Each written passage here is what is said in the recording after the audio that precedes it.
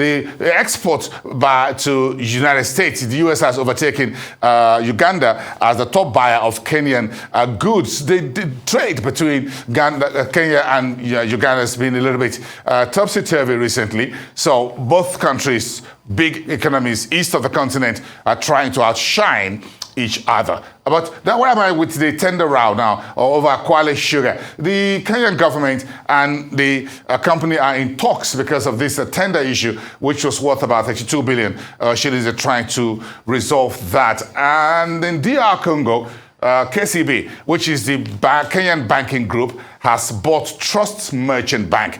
DR Congo is the new field of play. If you know what's going on the African continent right now in terms of banking industry.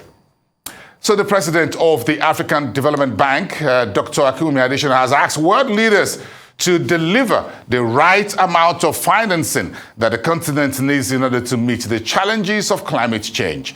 In a charged address at the ongoing UN General Assembly in New York, Dr. Adesina told world leaders to deliver the goods on climate adaptation at the COP27 summit in Egypt later in November.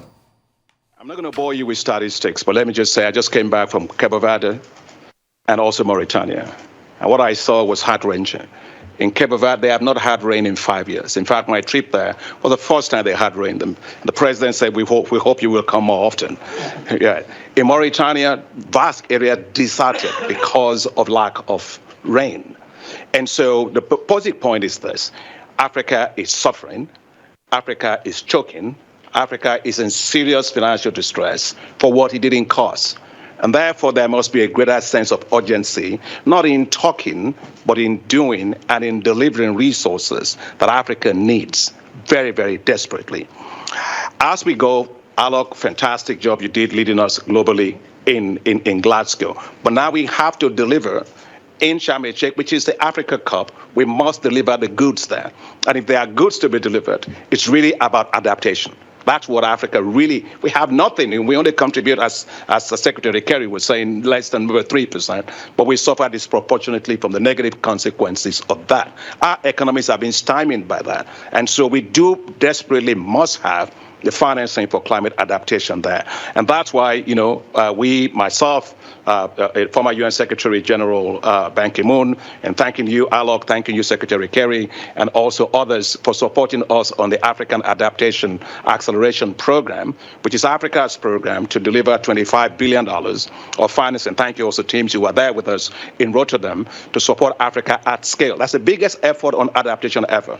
Secretary Kerry, you were talking about the MDBs. Yes, I'm from the MDB, African Development Bank. We are very bold, as you know, on the issue of climate. We were supposed to do 40% of our financing to climate. We've done 41%. We're supposed to do adaptation at 50-50, adaptation mitigation. Today, we are at 67% on adaptation for Africa, just because we got to put our money where our mouths are.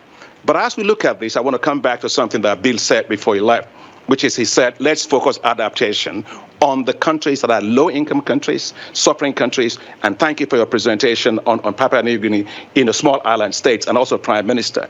So what we've got to really do, for us in Africa is we have the African Development Fund. All of you are there, Minister from Canada, all of the donors are here, where we decided to open a climate action window, because these countries don't have access to climate finance, and they need $600 billion. By 2030 to be able to adapt to climate change. Today they get only, $18 billion? So it's a lot that they have to do. Therefore, the climate action window of the African Development Fund is critical. I'm going to go a little bit over, but just allow me 1 minute. The reason why this is critical is the issue of impact, Alok. What will it do for us? If we get that, we have 20 million farmers that will have access to climate smart agricultural technologies. We've got 20 million farmers that will have access to weather index insurance to deal with some of these exogenous extreme weather patterns that we're talking about. We'll have at least 1 million hectares of land that is degraded that we will be able to regenerate. About 9.8 million people that will have access to electricity, and over 840 million meter cubes of water that we'll be able to deliver. So, and what gives me this confidence that we can do this? We during this issue of the Russian war in Ukraine, we launched a $1.5 billion facility very, very rapidly. And within 45 days, we had done 24 countries. We promised $1.5 billion. We had done $1.13 billion in less than 45 days.